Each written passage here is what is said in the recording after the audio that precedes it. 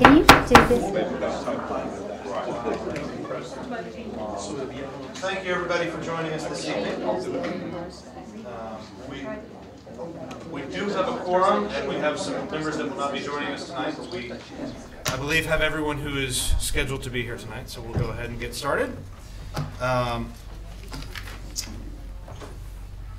Mrs. Osborne, if you would start us with an invocation, we'll get started. With eyes open or eyes closed, if you will, help your heart be open at this time to this place. Sunshine and rain, lightning and thunder, flooded places and dry ones. Normal days, stressful days, happy days, days of grief. Whatever kind of day it might be for us today, we pause a moment for a moment of quiet and prayer, because whatever else it may be, it is a board meeting day, and we lift ourselves, the work of this group, and the discussions and decisions of the night to you, asking for your wisdom, your compassion, your guidance, and your strength. Amen. Amen. Amen. Thank you. As everyone has the agenda for this month in front of you, we do not have any special presentations tonight, but I would be remiss if I didn't, before we approve the minutes from last month, just point out this is our budget month. We are approving our budget tonight, not to preempt any of our presentations later, but just to say, for me, the special presentation is all the work and time that everyone, both from the board and from Britt's team and the management team and all of the other people that I know, put everything together. So thank you for all of that time that goes into that and thought. We live by that budget, and it's really important and really helps set the stage for the year.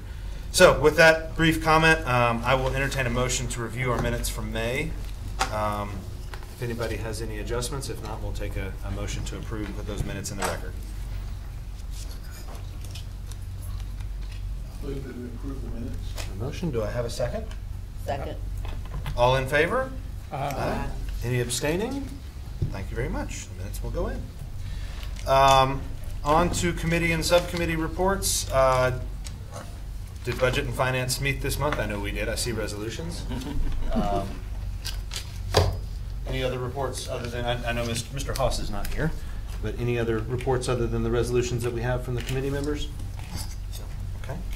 I don't believe Planning Committee met this month. Mr. Smart, did Audit and Compliance meet this month? No, we did not meet. Okay. Mr. Webb, did Legal Committee meet? We did not. Okay. Ms. Mines, did Management Board meet? We did not. Okay. And the Executive Committee did meet under normal course of business. We do not have any resolutions to bring forward tonight.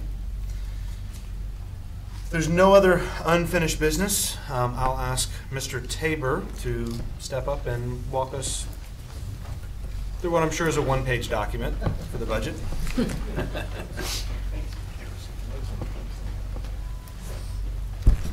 I do want to. Britt, one thing before you get going, I will remind everyone we have had some lunch and learns and some sessions. So I'll be quick. Everybody has had ample time to review this, and we hopefully will have some conversation and some questions on it. And some of the questions and comments may have been from before, but it's important that we give it its due time. So. Mr. Tabor? You sort of read my mind, Mr. Chairman. I was going to remind everyone that we presented the budget in two parts. If you remember back in April at the Budget and Finance, we went over the statistical volumes. That obviously is the base of our budget, because those volumes for any health system determines the resources that we would then apply our budget for those, as well as the expected revenues associated with those volumes. Then in May, we did go over, at that point, the dollars that was put into the budget to support those volumes, as well as the capital budget to support our strategic plan going forward. After that, we had several lunch and learns where we talked about our strategies and things that we were doing to achieve the budget. We also had several one-on-ones for those board members that could not attend or wanted additional information. This budget was also presented to the Financial Review Committee as required by the Authority Act. That committee did about the same amount of review, detailed review of looking at the volumes, the dollars, the feasibility of the budget, et cetera.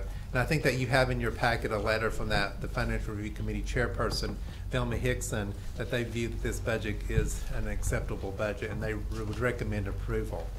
In summary, the budget, as we've talked about, is $15.5 million bottom line. This bottom line is 3 times what the current budget is. However, we've also put into the budget a $10 million increase in our charity care or uncompensated care. That's important to us.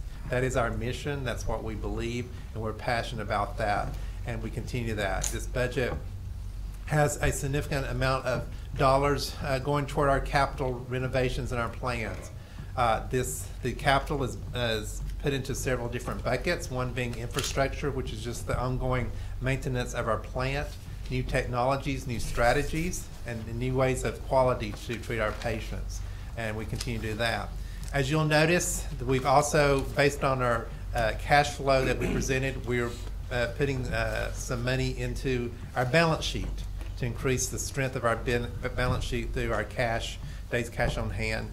Because of the last 3 years of capital investment into the EPIC, which you've heard about many, many times, the $100 million investment, the largest investment Erlanger has ever made. And I can say that because I've been here for quite a while. But truly, it really is our investment in the quality and our future of our health system. And so we want to make sure that at this point, once we get through the post-implementation, we do start investing back into our balance sheet to ensure that there's some strength there as well.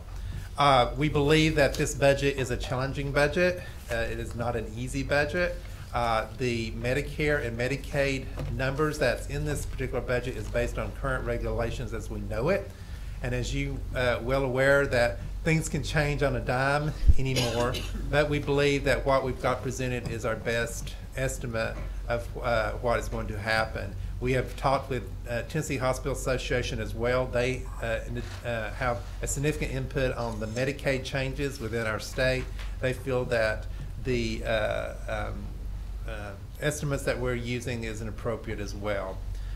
We believe the budget includes 11% growth. That's based on our strategy.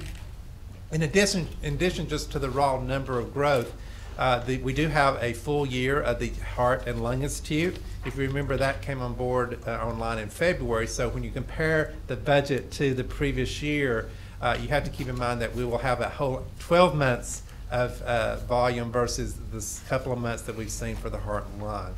We do have a half year of our new children's outpatient facility that we're very excited about opening in December.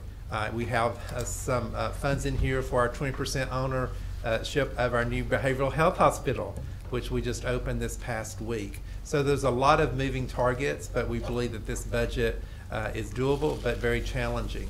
At this point, I'll see if Kevin has any additional comments that he would like to add, and we'll open up the floor to questions that you may have regarding the budget. You know, the bottom line is $15.5 million, which Britt said was about 3 times this year. Our EBITDA margin is $63 million. So that's a sign of a very strong organization. I hope we're on budget and we do what our plan is, and we've been very close to our plan for several years. So I'm very optimistic. But we do have some risks with this budget. One of the risks is just our charity care. I mean, it's going up 10 million, but it's one of those things that we don't have control over. It could go up higher. One of the areas is on the pharmaceutical side. New Factor 10 drug was FDA approved. We approved it for use here at the hospital. It is about $24,000 a dose. $24,000 a dose. Is that with the discount?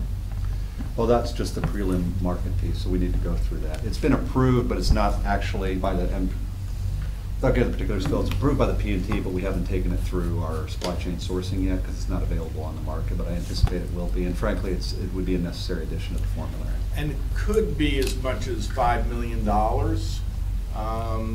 And then other drugs are in the pipeline. Sorry, Kevin, what specific, for all of us, what does that drug do? It reverses the anticoagulants that people take, blood thinners. So if you're on a blood thinner, you get into a car accident, you had a bleed in your brain.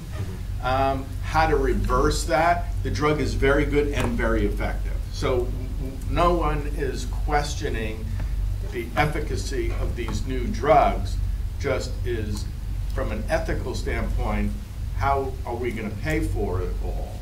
And then if there's a couple of leukemia drugs in the pipeline now that are, I was at the American Hospital Association meeting, and they're talking about drugs that would cost maybe $150,000, but it may cure the disease. So people are not necessarily questioning the innovation pipeline that is in process right now, is how does the United States healthcare system fund these drugs? So there's risks of escalating costs in healthcare as our reimbursement continues to decline. Achieving an 11% growth is very optimistic in today's market and competitive market. We've been seeing growth around the 15% mark, which has been outstanding. To budget 11% growth is very, very aggressive. And we also have lots of capital projects that are in the pipeline, and to get them online, Children's Hospital, other projects that we're doing, this is a very aggressive but achievable budget. So our administration is recommending it.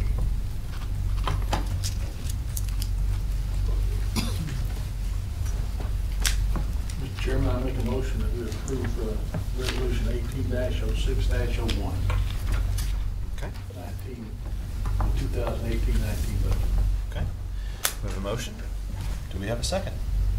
I'll second it. We have a second. All in favor of approving Resolution 18-601?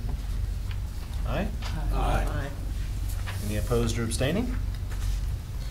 All right. Thank you, Mr. Tabor. Thank you. And can I just say that I appreciate all the work that the team, this is just not, this budget could not be put together without the people you see in this room. And then a tremendous amount of work and job. And I want to take the opportunity to thank them personally, because without their knowledge and expertise, this would be impossible to put together. And sometimes they don't get the accolades that they deserve. So I do want to say that and to my accounting staff. Thank you.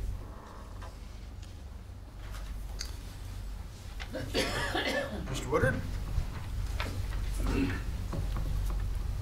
Resolution 18-602. Thank you, Mr. Chairman. Trustees, you have in front of you, as Mr.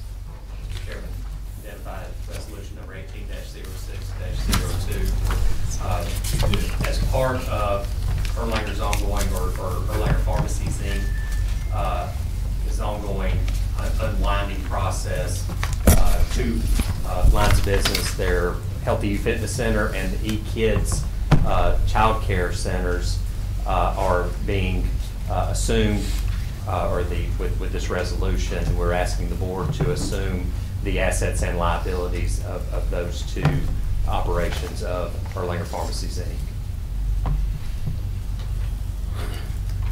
Will this have any, I mean, since it's a wholly owned subsidiary, will this have any meaningful impact to the Not on balance sheet? consolidated, no. We're just consolidating it together.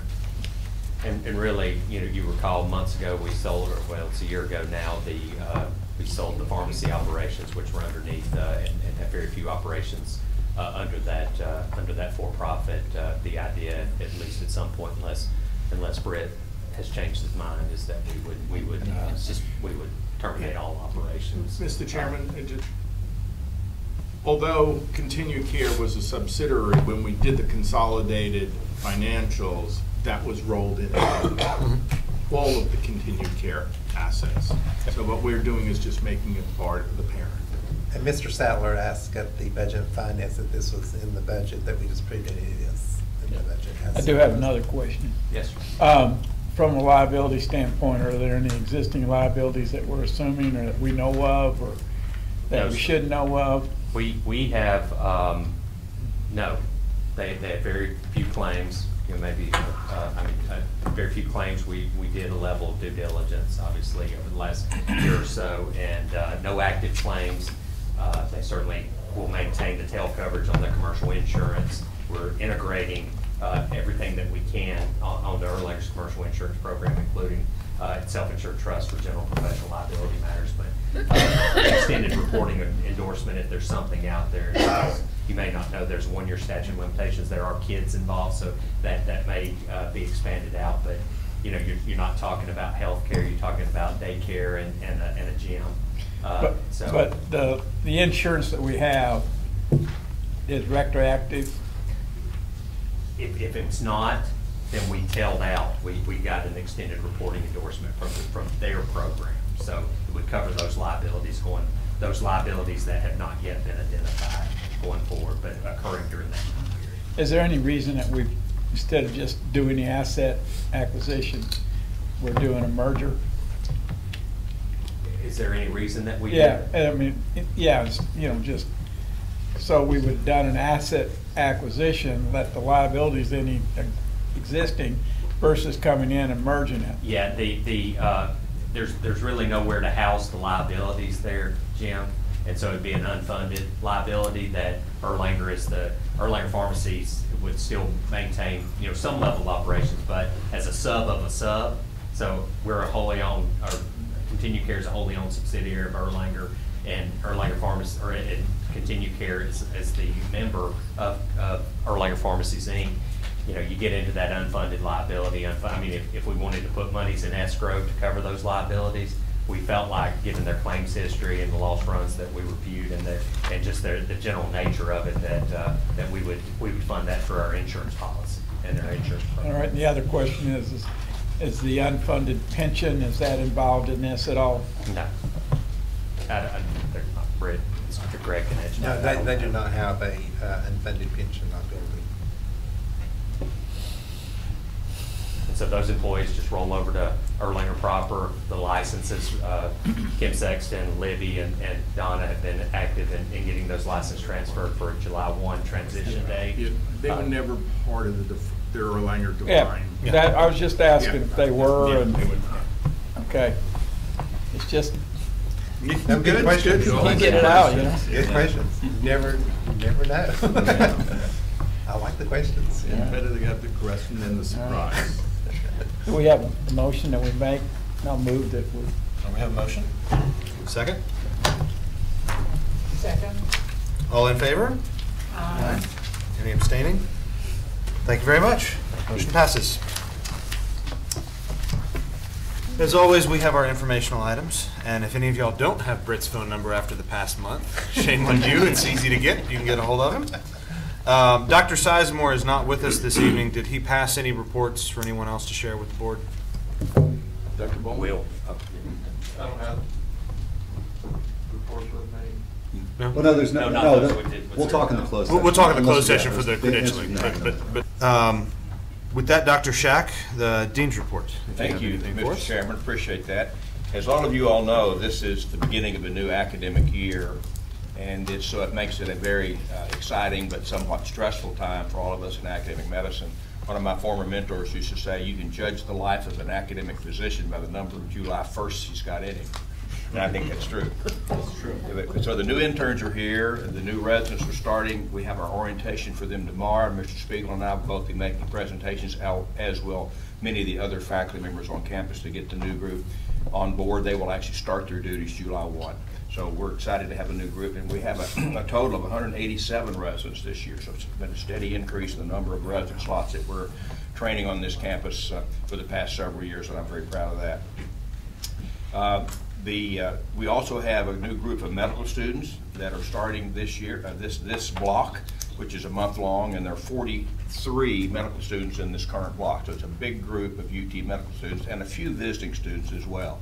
In the summertime, we have some visiting students that are here in their fourth year, doing what's really an interview, sort of an audition for a residency spot.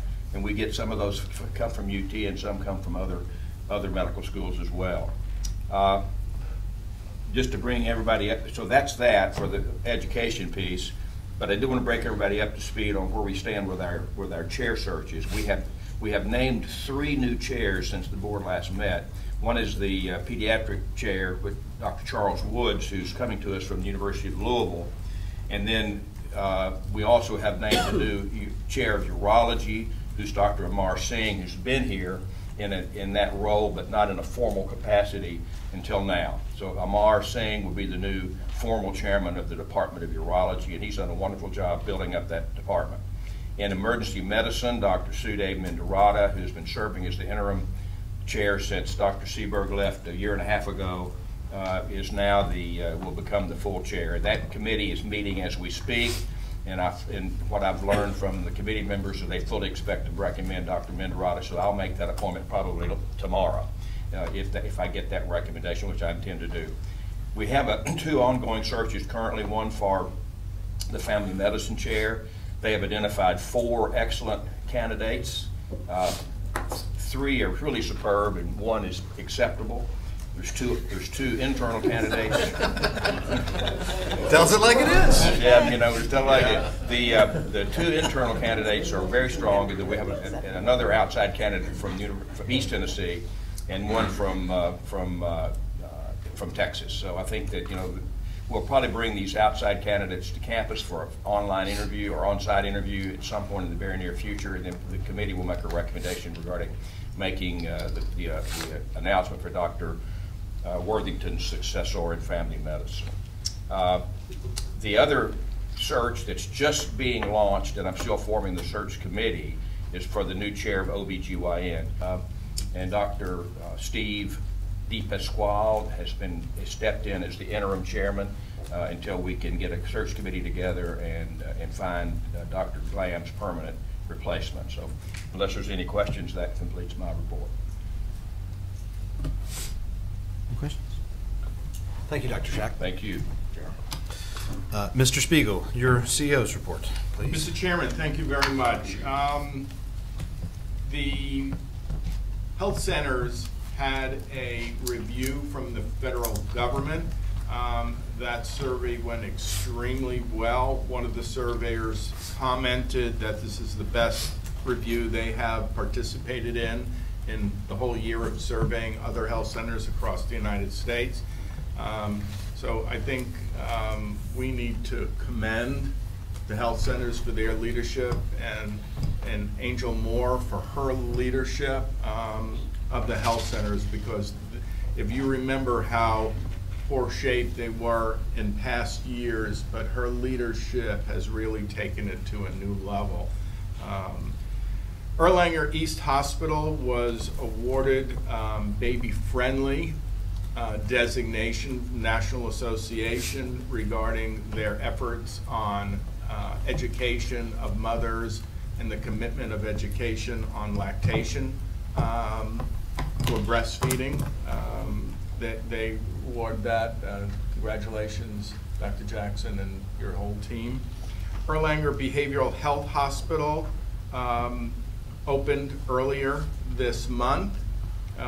They're still waiting their state certification, so they're in the startup phase, but they are open and taking care of patients.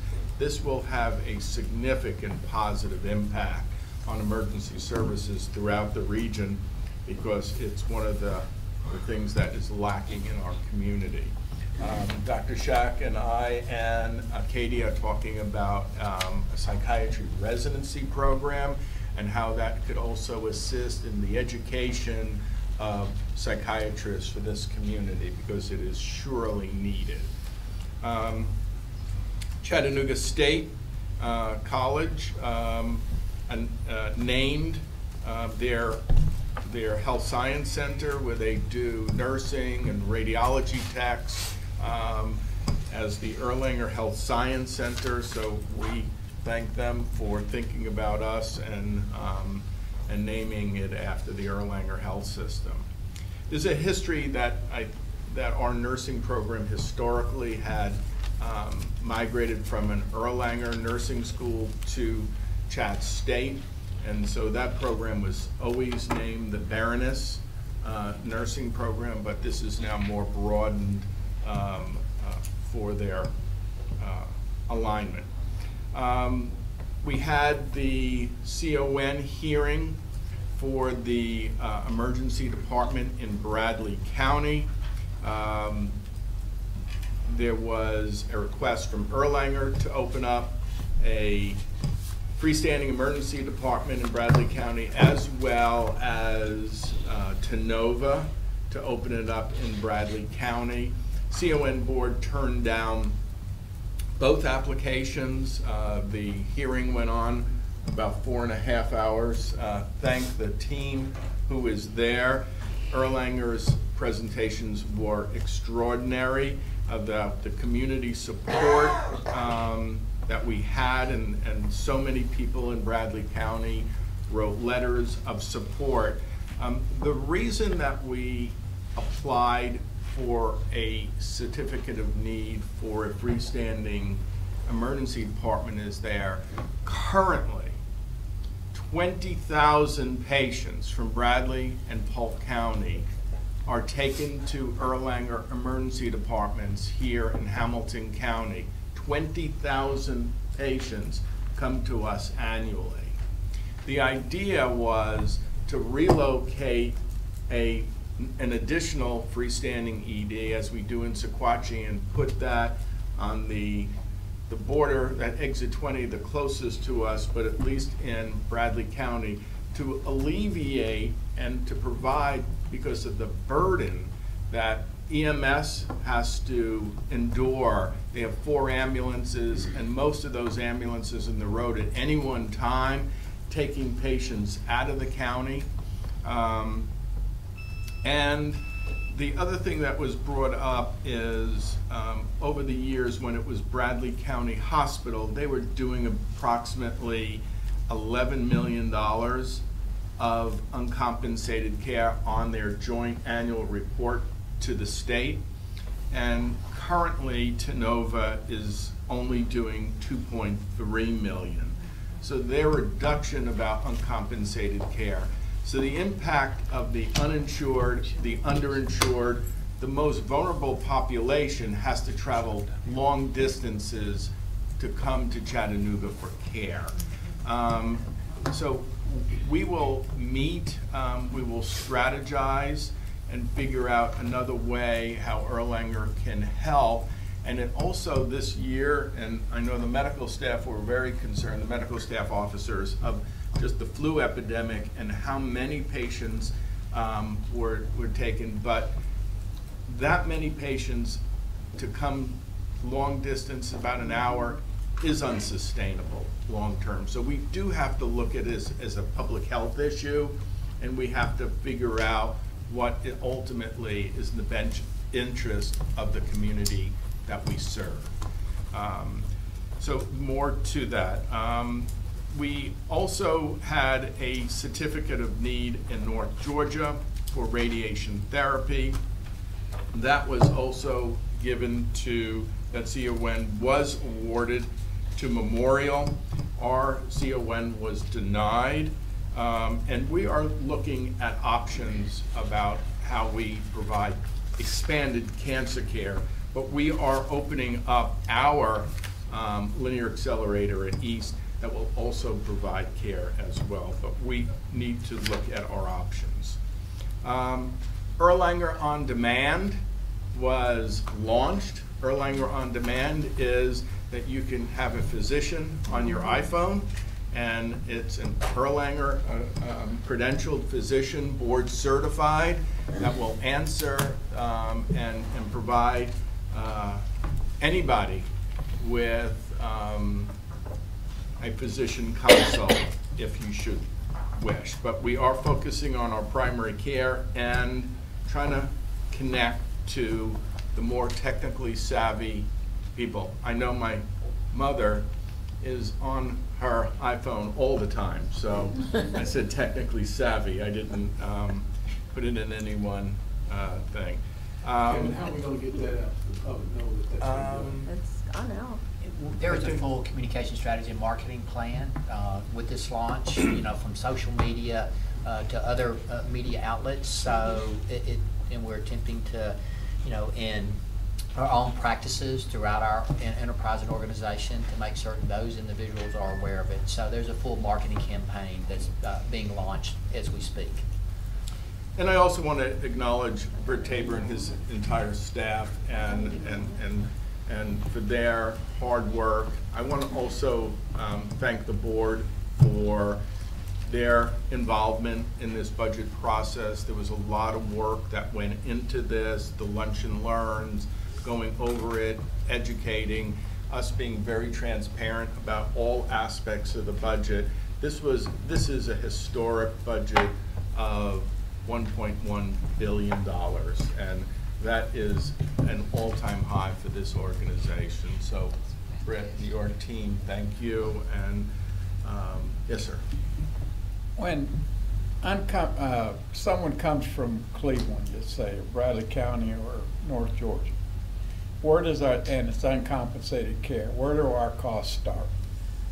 Does it start with transportation, or does it start when they enter the hospital? It usually comes through the ED, because all hospitals have to follow the EMTALA, so you have to actually assess before you can even start talking about the financial obligations of that. Right. So, Bradley County, Bradley County is providing the ambulance support. So when it's unpaid, Bradley County eats Yes. the ambulance ride. Yeah. We eat everything. To your question, what does it mean? We eat everything from the door. From the door On. to discharge. What about a helicopter? Helicopter is a burden of MedTrans, our strategic partner. And if they will bill the patient or they bill their insurance, and if it's uninsured, they do the transport regardless of the patient has the ability to pay. yeah, keep Some in of the mind, counties have insurance, though. I can't recall if Bradley County is one of the ones that provides it for the residents. They are, Cleveland does. So they cover basically, they're paying for all the residents to have air ambulance insurance. So if you don't have it, then it's written off. That was part of it when we moved one of the helicopters to Bradley County Airport. Bradley County bought an insurance policy for all of their citizens. and keep in mind too that what is part of the uncompensated care is not just charity care, it's the unreimbursed TN care or Medicaid. So it's not only the people without insurance, but it's actually people with Medicaid coming through our EDs as well. And then if there are significant issues where they're having to be admitted to the hospital, then there is a clinical requirement that we do follow-ups in our practices. So it literally one incident can have multiple costs associated with it, not just the initial ER visit. So what percentage is the uncompensated care of people that don't have insurance versus? It follows pretty much what our uncompensated care, so I'd say about 30%.